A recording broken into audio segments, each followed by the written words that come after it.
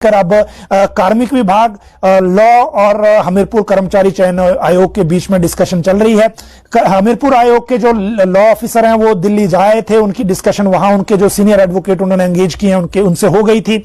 उसके बाद अब रिप्लाई बनाने को लेकर बात हो रही है। सुप्रीम कोर्ट के रजिस्ट्रार के सामने पक्ष रखा जाना है और हिमाचल हाईकोर्ट में 817 के कंटेम्प्ट की पिटीशन में सुनवाई है।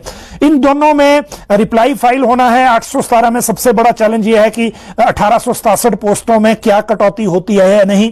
अभी तक कोई भी ये कहने की स्थिति में नहीं है कि कटौती होगी या फिर पोस्टें और ऐड की जाएंगी। एक सुझाव कार्मिक विभाग से यह दिया जा रहा था कि नई पोस्टें ऐड कर देते हैं 530। दूसरा सुझाव यह है कि इससे ड्रॉप कर देते हैं और अगली बार नई अनाउंस कर देते हैं। और इन दोनों में से कौन सा चूज करेंगे, क्योंकि चीफ सेक्रेटरी बाहर थे, बीच में कैबिनेट थी, उसके कारण व्यस्तता था, इसलिए कोई एक लाइन अभी तय नहीं हो पाई है। हमीरपुर कर्मचारी चयन आयोग की बात करें तो उनके जो चेयरमैन है वो प्रेजेंटली छुट्टी पे चल रहे हैं। शायद मंगलवार को वो दोबारा ज्वाइन करेंगे या इसी हफ्ते।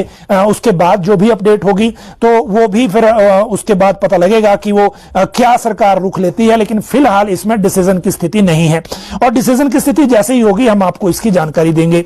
जहां मामले को लेकर जीओए 817 के मामले को लेकर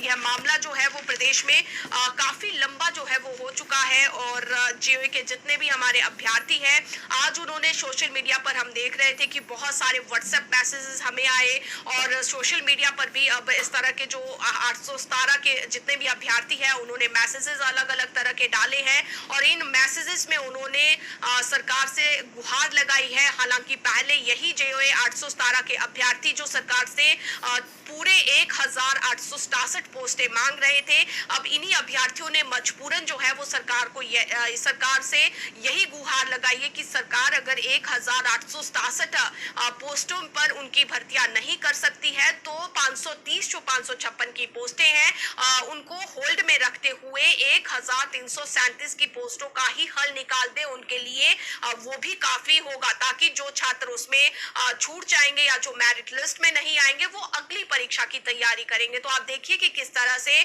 जीओए आईटी का जो मसला करीब 2 साल से लटका हुआ है, इन अभ्यर्थियों का सब्र का बांध इतना तक टूट गया है कि पहले जो अभ्यर्थी अपनी पोस्टें एक भी पोस्ट कम होने को लेकर जंग लड़ रहे थे, आज उन्हीं अभ्यर्थियों ने सरकार से ये गुहार लगाई है कि सरकार 530 पोस्टों को होल्ड कर दे, लेकिन बाकी जो पोस्टें हैं उनको लेकर तो प्रोसेस को शुरू करे और उनका रिजल्ट यहाँ पर निकाले। तो इस पूरे मामले को लेकर जो है वो सरकार ने आज कमीशन के सचिव जितेंद्र कामोर को शिमला बुलाया था। एसीएस फाइनेंस और पर्सनल प्रबोध सक्सेना के साथ कमीशन की आज बैठक हुई और इस बैठक में कमीशन ने यहाँ पर सरकार की ओर से कमीशन के सचिव से पूछा क्या कि जो रिवाइव उन्होंने कोर्ट में डालना है उसके लिए क्या तैयारी है और क्या कुछ जो है वो हमें कोर्ट से परमिशन लेनी चाहिए। और इसको लेकर जो है वो कमीशन के एसीएस के साथ बैठक हुई और उसमें ये प्लानिंग यहाँ पर बनाई गई कि जितने भी जो छात्र जीओए आईटी 817 के हैं उन सभी छात्रों के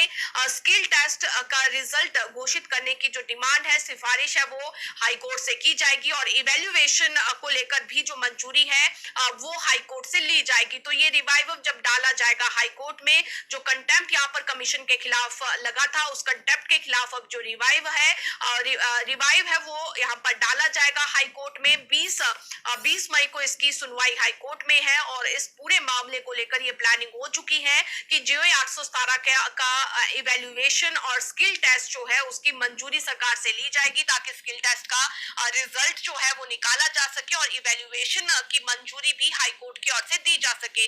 तो फिलहाल जो है वो सरकार ने इसका प्रोसेस जरूर शुरू कर दिया है। तो ऐसे में देखना ये होगा कि अब 20 मई को इस पर क्या फैसला आता है, लेकिन उसके बाद भी राज्य सरकार जो है सुप्रीम कोर्ट से क्या फैसला आता है इस डिसीजन को लेकर भी देखेगी और उसके बाद जो है वो गंभीरता से इस मामले को देखा जाएगा। और 12 जुलाई को ये मामला कोर्ट में सुनवाई के लिए लगा है और 20 मई को इसमें लिस्टेड ये रजिस्ट्रार के पास होगा सुप्रीम कोर्ट में, लेकिन 12 जुलाई को इस मामले की सुनवाई जो है वो हाई कोर्ट में होने वाली है। तो राज्य सरकार की ओर से तैयारी जो है वो ये की जा रही है कि जो आईटी के जितने भी अभ्यर्थी हैं उन्हें राहत दी जा सके और उनकी भर्ती प्रक्रिया जो है वो शुरू यहाँ पर हो सके। तो ये मामला था जो 817 का। और अब बात करते हैं शिक्षकों की।